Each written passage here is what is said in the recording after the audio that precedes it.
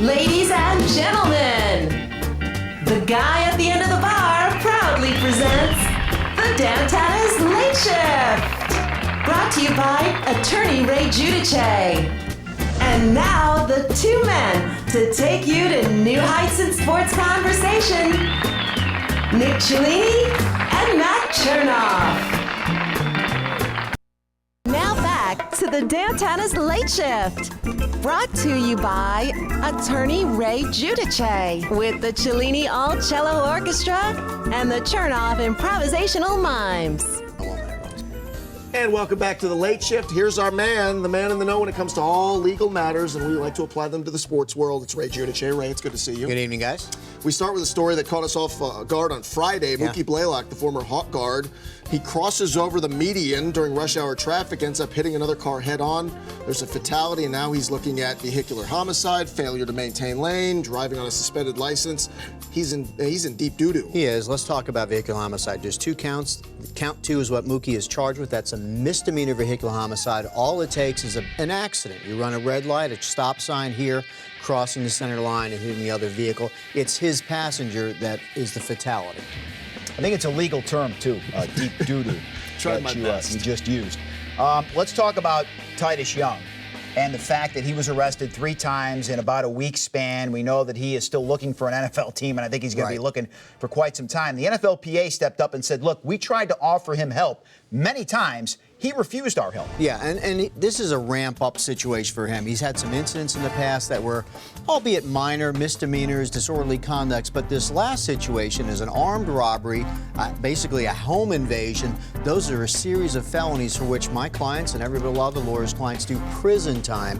I think the NFL here is trying to say, we're going to distance ourselves from pure criminal behavior, but the door was open, and it's open for anyone else who's got some small, minor behavioral problems or substance problems. All right, talk to me about this, though. Legally, you know, the NFL, if they offer help, which is nice, that it's a good thing for them to do, but they're not in any legal hot water if a player makes bad decisions, be it criminally or anything else, by saying, well, you know what, he knew his chances, he took them, and now he's got to pay. Yeah, I totally agree with you. I think the NFL should continue to extend both legal coverage and perhaps psychological counseling to this young man. He is still a young guy. He's still probably a very talented guy.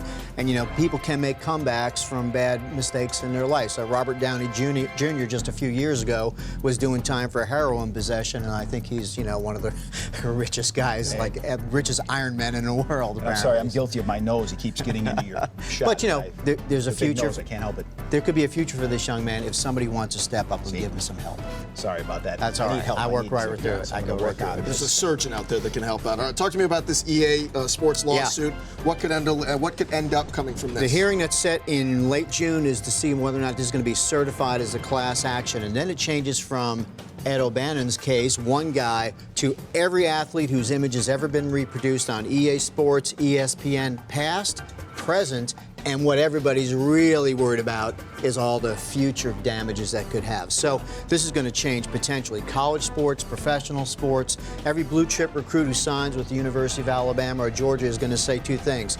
Yes, I want to sign for my scholarship, and what are you guys going to pay me for my image, my number, my physique when you sell my image to the news station, ESPN, or Electronic Arts? Could change everything, Matt. Here you see a way to get in touch with Ray via Facebook. Dynamite drop-in, Nick. That broadcast school is paying off. You can do it on LinkedIn or Twitter to get the advice of Mr. Giudice. Ray, thank you. Thank you, guys. Good stuff as always. All right, want to thank our guest, Sekou Smith from NBA TV and NBA.com for joining us. For Nick and Ray, I'm Matt. Have yourselves a great week. We'll talk to you next time here on The Late Shift. Good night now. Either or. Either or. Don't move. Nobody move. Either or.